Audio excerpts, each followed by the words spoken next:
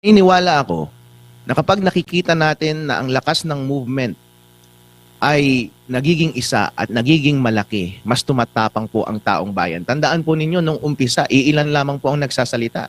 As a matter of fact, hindi pa po ako nagsasalita noon dahil natatakot ako dahil ang dami ko ng kaso mula kay Chairman Georgie Garcia doon sa COMELEC, di ba? May kaso rin ako dito sa aming local dahil may sarili rin akong laban sa COMELEC at dito sa aming local government. Pero unti-unti po kaming lumabas. Lumabas si Lian. Lumabas ako. Unang lumabas si Kiko.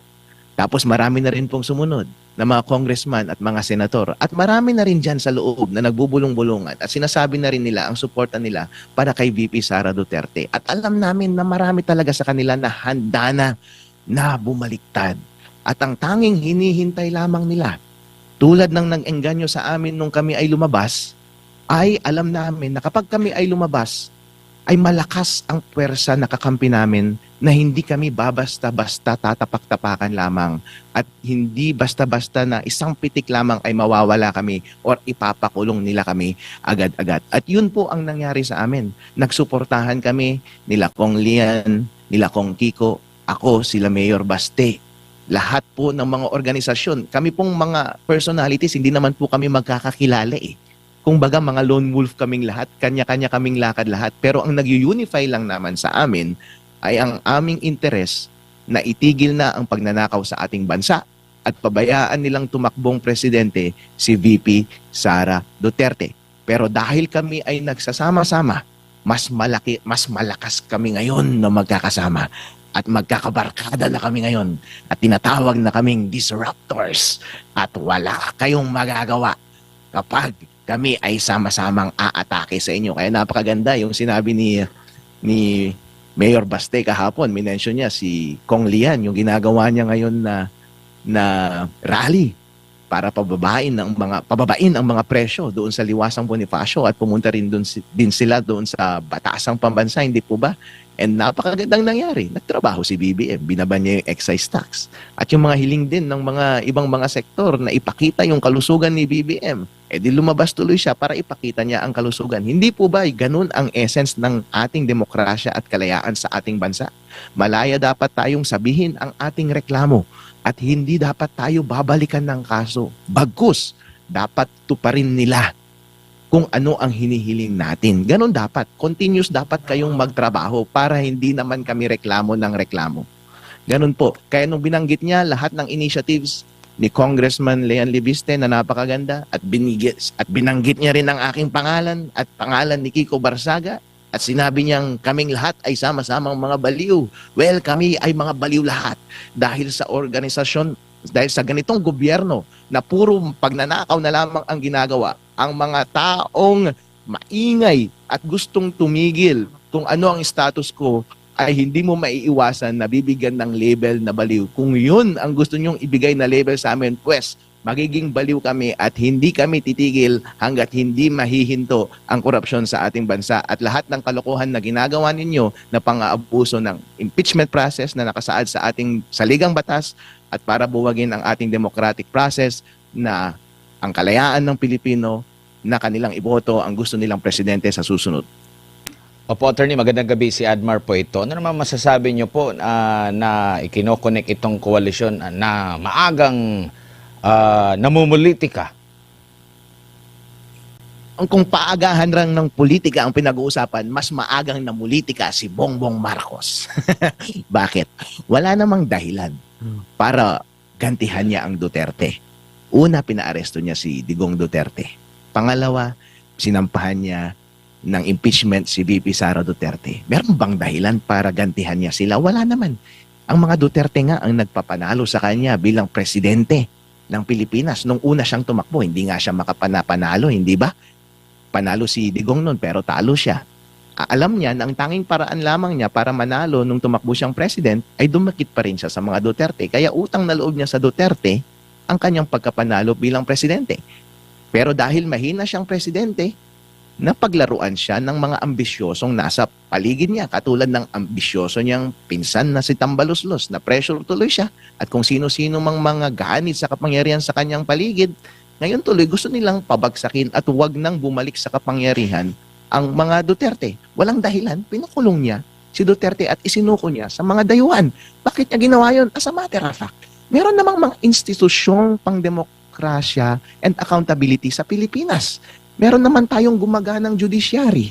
Meron naman tayong gumaganang ombudsman dito.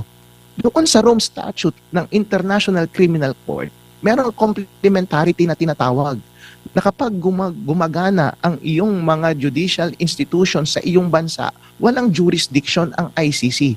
At alam ni BBM na kapag ginamit niya ang mga democratic judicial process sa ating bansa ay hindi makakalusot ang mga kaso niya laban sa Duterte dahil alam niya na isa sa mga pinakapopular na presidente at pamilya sa Pilipinas ay Duterte, masigit pa sa mga Marcos. Alam niyang hindi makakalusot ang kasong yan dito sa Pilipinas dahil ang gusto ng Pilipino ay hindi siguro sila panagutin. Kaya ang ginawa niya, violate niya yung general principle ng complementarity sa international law na nakasaad sa Rome Statute at isinuko niya si Digong doon sa ICC at violate niya mismo yung due process clauses ng ating konstitusyon na nagagaranti ng right to liberty sa ating mga citizens kasama na si Digong. Ano pa ang kanyang ginawa? I-violate niya pa rin ngayon yung democratic process ng ating konstitusyon. Malaya tayong mamili ng ating presidente. Ramdam na niya na hindi satisfied ang tao sa kanyang pamumuno. Yung pagkakataon na ibinigay sa kanya, ang taong bayan, ang pangako niya noon, babawiin ko ang dignidad ng Marcos, babawiin ko ang dignidad ng Pilipinas, babawiin ko ang dignidad ng mga Ilocano. Umasa kami doon, naskam kami, binoto namin siya. Pero ngayon, wala siyang ginawa, napakatamad, hindi nagtatrabaho. Meron pang mga aligasyon na adik parating nagko-cocaine. Hindi namin nararamdaman ang trabaho. Ang inaatupag niya ay naghihiganti sa mga taong pinagkakautangan niya ng loob na hindi namin maintindihan ng dahilan para lamang ipromote ang hindi naman sikat at hindi kilalang kanyang pinsan. Bakit puro resentment ang gumagana? Hindi naman yun ang gusto ng taong bayan. Bakit mo pinagbibigyan yung mga ambisyoso mong mga kamag-anak? Yun ang problema sa kanya. Kaya hindi po masaya ang taong bayan doon. Huwag niyang pigilan ang gusto ng taong bayan na mamili ng kanilang sariling leader sa susunod na eleksyon. Kung ang taong bayan hindi nila kilala si Tambaluslos, hindi nila kilala kung sino man ang manok ni BBM, dapat huwag pakialaman ni BBM ang gusto ng taong bayan. Huwag niyang abusuin ng konstitusyon at rules ng House of Representatives para lamang i-impeach si VP Sara para hindi na maging presidente pa kahit kailan pa ang Duterte sa mga susunod na eleksyon. Hindi pwede yan. Tahasang pang-aabuso yan at hindi papayag ang Pilipino. At yun po ang dahilan. Kaya nabuo ang Rage Coalition. Lahat po ng Pilipino, ang sentiments po nila ay ganoon po. Pero kalat-kalat po kasi ngayon sa social media at sa lahat ng aspeto ng ating lipunan. Ang ginawa po ng Rage Coalition ay pinag-isa silang lahat. At inilagay naming leader sa taas ang kapatid ng ating Vice President, whom we have our utmost trust and confidence. Si Baste Duterte na napakalakas ng dating. Parang ng kanyang daddy na si Digong. Parehong-pareho silang magsalita. Napakasarap nilang pakinggan. Ang sarap pong pamunuan ng mga ganitong taong malalakas. Opo, at nabanggit naman kanina ng Malacanang na sa sa pamamagitan ni Yusek Castro sa isang yung kanyang regular press briefing na ang gobyerno daw ay bukas sa lahat ng mga suhestyon na makakatulong, nabanggit nyo itong koalisyon na ito sa paglaban ng korupsyon. Ramdam nyo ba? Kasi maraming mga pahayag kung ano yung mga dapat gawin, ano yung mga pagpuna sa naging hakbang ng gobyerno, dapat maiganito ang gawin. Nakita nyo ba na nakikinig ang gobyerno sa kasalukuyan? At tugma ba yung sinabing nakikinig ang gobyerno at bukas lagi sa anumang suhestyon na makakatulong sa pagpapaunlad ng bansa? By and large, hindi natin nararamdaman. Bakit? Simula nung umpisa na umupo si BBM, wala siyang ibang inatupag, kundi kasuhan lahat ng kumokontra sa kanya. Ako, nung nag-comment ako about sa COMELEC, kinasuhan niya ako. Si Kiko Barsaga, nung nag-comment about sa korupsyon ng mga congressman, senador at ng administrasyon ni BBM, kinasuhan at sinuspinde. Si Lian Leviste, nung nagkomento tungkol sa pagnanakaw ng kaban ng bayan, kinasuhan din. wala silang inatupag kundi patahimikin lahat ng suggestion sa pamamagitan ng pagkakaso at pagpapakulong sa kanilang lahat. Ngayon, kung totoong nakikinig kayo, dapat BBM, parati kang nagpapakita sa taong bayan. Dapat parati kang nagtatrabaho. Dapat parati mo kaming kinakausap. Ngayon ka lang nagpakita isang araw. Well, thank you. Na-appreciate namin yan. At least nag-jumping jacks ka. At least pinakita mo na meron kang ginawa na kahit papaano doon sa excise tax. Pero sir, pwede mo bang gawin yan ng mas madalas? Dapat umpisa mo nang ginawa yan simula noong pag-upo mo pa lamang na presidente. Kung ginawa mo yan ng mas madalas at araw-araw simula ng umpisa, napakaunlad na siguro ng Pilipinas at walang pagkakataon na magnakaw ang mga kawatan sa ating gobyerno. Gawin mo po yan ng mas madalas, bossing. Araw-araw. Dapat everyday meron kang performance. At everyday ipakita mo ang sarili mo na malusog at malakas para hindi lumabas yung chismis na maaring totoo.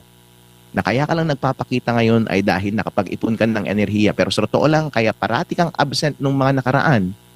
Ang tagal ka namin hindi nakikita at hindi nagpaparamdam at wala kang ginagawa ay dahil grabeng-grabe na ang sakit mo. Pero sir, magandang start ang ginawa mo ngayong araw na ito, maging consistent ka. Maging consistent kang magpakita sa taong bayan, mag-exercise tayo kada umaga at gumawa ka ng maraming bagay araw-araw para iligtas mo kami sa krisis na ito at tuparin mo naman at last ang ipinangako mo na ibalik natin ang pride ng Pilipino nung ikaw ay tumatakbo bilang presidente. Kapag yan po ay ginawa mo, sir, at lalong-lalo na kapag itinigil mo ang impeachment process mo laban kay VP Sara Duterte, bossing, babalik sa iyo ang pagmamahal ng taong bayan. Sinasabi ko sa iyo, BBM, bilang Ilocano, alam ko, ang dami kong mga kaibigan na Ilocano. Lahat kami, love ka talaga namin sa puso namin. Pero isa ka naming kapatid na disappointed kami. Bakit ka tinamad? Bakit ka naging mahina? Pero hindi pa huli ang lahat. Bumalik ka sa pagtatrabaho, itigil mo ang korupsyon sa gobyerno. Ipakulong mo silang lahat. Magpakulong ka naman, wala kang pinapakulong eh. At lalong-lalo na itigil mo yung persecution mo sa pamilya ni Duterte. Pabayaan mong tumakbo si VP Sara bilang presidente at huwag mong ituloy ang impeachment.